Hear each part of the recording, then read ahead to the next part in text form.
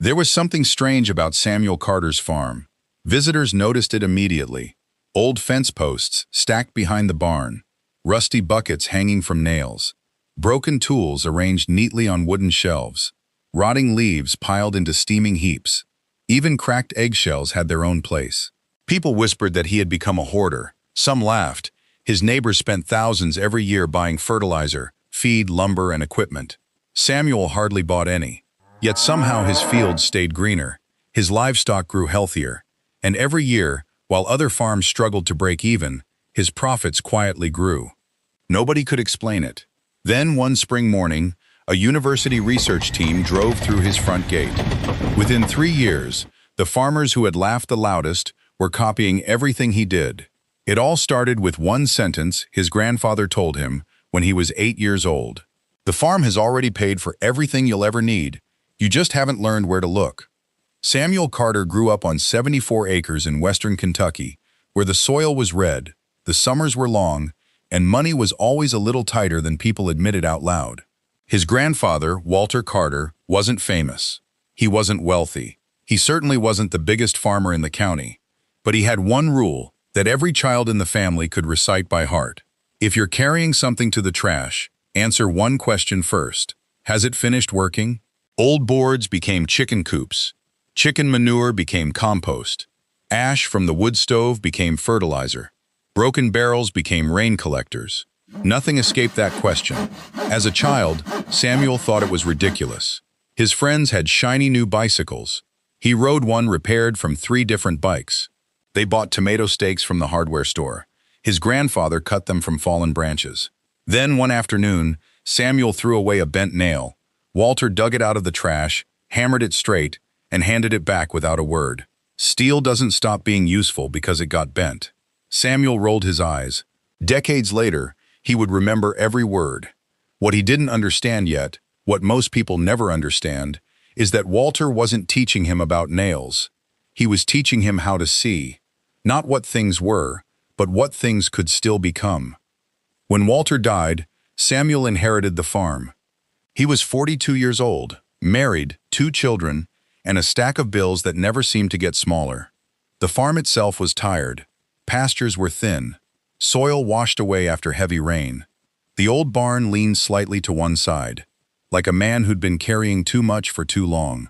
And nearly everyone gave the same advice. Modernize or get out. Buy bigger equipment. Buy more fertilizer. Borrow what you need. Grow fast. Scale up. Compete. Samuel looked at the numbers and felt a knot in his stomach. To follow that advice would mean taking on more debt than the farm had ever carried. And in farming, debt doesn't forgive a bad season. It just waits for one. So instead, he did something that sounded almost absurd. He decided to reduce what the farm needed to buy. Not by cutting corners, by making the farm produce more of its own inputs. His neighbors called it penny pinching. One called it farming backwards. Samuel said nothing. He just started experimenting. He built compost piles from leaves, manure, and kitchen scraps. He collected rainwater from every roof on the property. He planted clover in pastures to fix nitrogen naturally, instead of buying it by the bag. He let chickens scratch through compost piles to aerate them, doing for free what he would have done by hand. And he started saving things other farmers threw away. Broken pallets became fencing. Tree trimmings became mulch. Coffee grounds from a local diner became compost. Brewer's grain from a nearby brewery became livestock feed, free for the hauling. None of it looked impressive. In fact, the farm looked messier than ever. One neighbor drove past, slowed down, and shook his head. Carter's turning that place into a junkyard. But Samuel wasn't collecting junk. He was collecting unused value. And slowly, quietly, the farm began to respond. The compost darkened. The soil held water longer after rain. Grass stayed green a week past the point neighboring fields had browned. Earthworms returned by the thousands, aerating the ground without being asked. Then came the result that made Samuel stop and stare. His hayfield produced nearly 20% more forage than the year before, despite using less purchased fertilizer than ever. He checked the numbers twice, then 3 times. They were right. In 2007, a drought hit the county. Not a dry spell, a real drought. Ponds shrank to muddy puddles. pastures cracked and turned the color of straw. Farmers started buying emergency feed by the truckload just to keep their livestock going through the summer. Samuel's farm suffered too. He wasn't spared, but he wasn't broken either. His compost-rich soil held moisture that other fields had already surrendered to the heat. His rain barrels and small holding ponds gave him water at the moments he needed it most. And his pastures, fed by years of composted organic matter building quietly underground, held on 2 full weeks longer than his neighbors. 2 weeks doesn't sound like much. In a drought year, it's the difference between selling your cattle and keeping them. For the first time, neighbors stopped laughing. They started asking questions. How much fertilizer are you using? What's in those compost piles? Why is your grass still holding color? Samuel answered every question. He never acted like he had discovered a secret, never made anyone feel foolish for asking late. He simply said, "I'm trying to make the farm feed itself." That sentence spread through the county like water through dry ground. By 2010, Samuel had kept careful records for nearly a decade. When he sat down and compared them honestly against the years before he started, purchased fertilizer costs had dropped by almost 60%. Feed costs were down 35%. Pasture productivity had gone up. Livestock health bills had gone down. And the farm's net income was the highest in its history. The surprising part, the part that stayed with him, was that he hadn't done it by producing dramatically more. He had done it by needing less. That distinction sounds small. It isn't.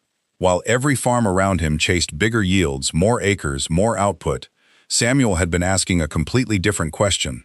What does this farm already have that I'm not using yet? The university researchers arrived after hearing about the farm's unusually low input costs. They walked the fields, tested the soil, measured organic matter, and studied the grazing system. One professor looked up from a compost pile and said something that followed Samuel for the rest of his life.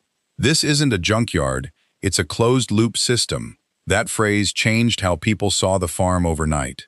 The stacked boards looked practical. The compost piles looked intentional. The saved pallets and coffee grounds and brewer's grain all looked strategic. Within a few years, neighboring farmers were building compost systems, planting cover crops, collecting rainwater, and cutting their purchased inputs. The same practices they had once mocked at the fence line became workshop topics at the county extension office. Samuel found the whole thing quietly amusing. One evening, standing beside a compost pile steaming in the cool autumn air, he told a young farmer who'd driven 2 counties over just to ask questions.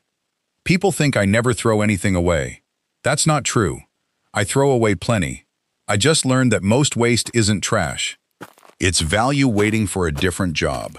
By the time Samuel Carter retired, his farm wasn't the biggest in Kentucky. It wasn't the richest either. But it had become something rarer, a place that proved a simple, uncomfortable idea. Sometimes the difference between failure and success isn't finding more resources. It's learning to see the ones already in front of you. On 74 acres of Kentucky farmland, a man once laughed at for saving bent nails ended up teaching an entire community what real value looks like.